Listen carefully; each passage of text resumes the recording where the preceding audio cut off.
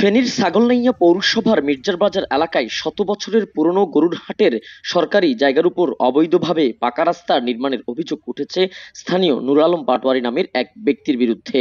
এ নিয়ে এলাকার মানুষের মাঝে দেখা দিয়েছে মিশ্র প্রতিক্রিয়া। নুর আলম বিএনপির রাজনীতির সাথে জড়িত থাকায় স্থানীয় বাসিন্দারা ভয়ে ক্যামেরার সামনে কেউ মুখ খুলতে চায়নি। তবে আমাদের গোপনে ধারণ করা ভিডিওতে দেখা যায় এ বিষয়ে ক্ষোভ চাটছেন স্থানীয় বাসিন্দারা। একটি কথা হলো যে কি এটা আল্লাহর বাস্তিয়ে জায়গা। আজকে থেকে আমার বয়সের আগ থেকে এটা ঈদগাহ জায়গা। অনেকজনে চেষ্টা করছে, কেউ এখানে রাস্তা করার মতো সুযোগ পায় নাই। তখন বর্তমানে সরকার, তত্ত্বাবধান সরকার বিদায় এরা গতকালকে 1.5 ঘন্টার ভিতরে এই রাস্তা বানছে। কিন্তু আওয়ামী লীগের আমলে 3বার এই রাস্তায় ওই একজন সাংবাদিক পুরানো আছে, অনেক চেষ্টা করছে, আরেক এই রাস্তা করতে পারে না।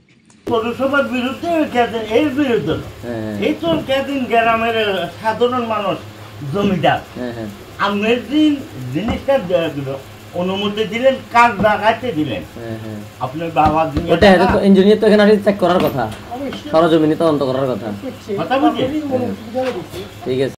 জানা গেছে বিগত সরকারের আমলে ফেনী 1 আসনের সাবেক এমপি ও জাসদের কেন্দ্রীয় কমিটির সাধারণ সম্পাদক শিরিন আক্তার ও উপজেলা যুবলীগের সভাপতি ও সাবেক ভাইস চেয়ারম্যান এনামুল হক মজুমদার সহ আওয়ামী লীগের একটি অংশের সহযোগিতায় ছাগলনাইয়া পৌরসভার মির্জারবাজারের উপর দিয়ে ব্যক্তিগত প্রয়োজনে বাজারের উত্তর পাশে নুর আলম পাটোয়ারি ও বাজারের দক্ষিণ পাশে রিপনগঞ্জের জন্য অবৈধভাবে 2টি রাস্তা নির্মাণ করেছিল।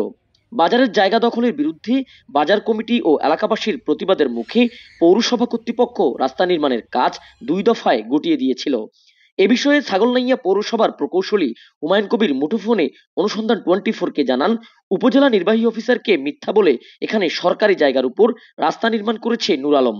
আগামীকালকের মধ্যেই এ বিষয়ে যথাযথ ব্যবস্থা গ্রহণ করবে পৌর কর্তৃপক্ষ।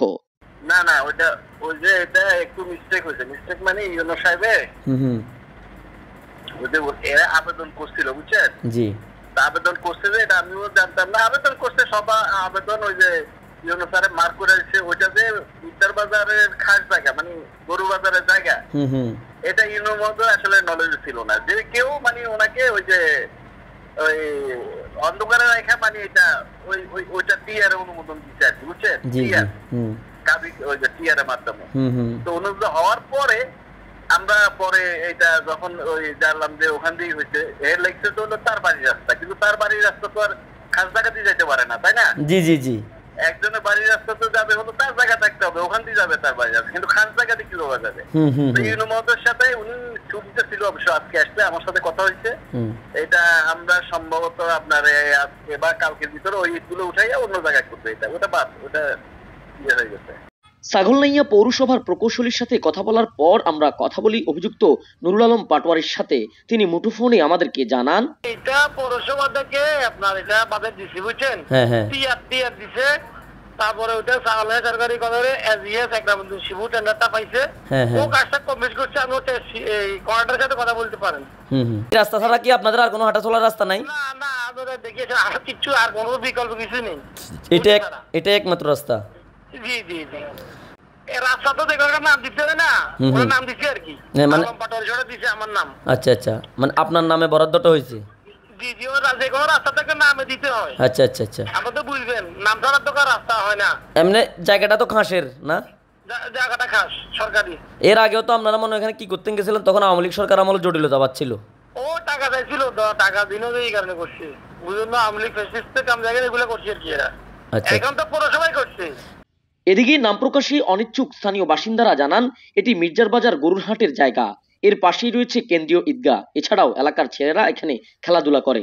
স্থানীয় প্রশাসনের কাছে সরকারি এই জায়গাকে দখলমুক্ত করতে দাবি জানিয়েছেন স্থানীয় বাসিন্দারা। তানভীর চৌধুরী, অনুসন্ধান 24, ফেনী।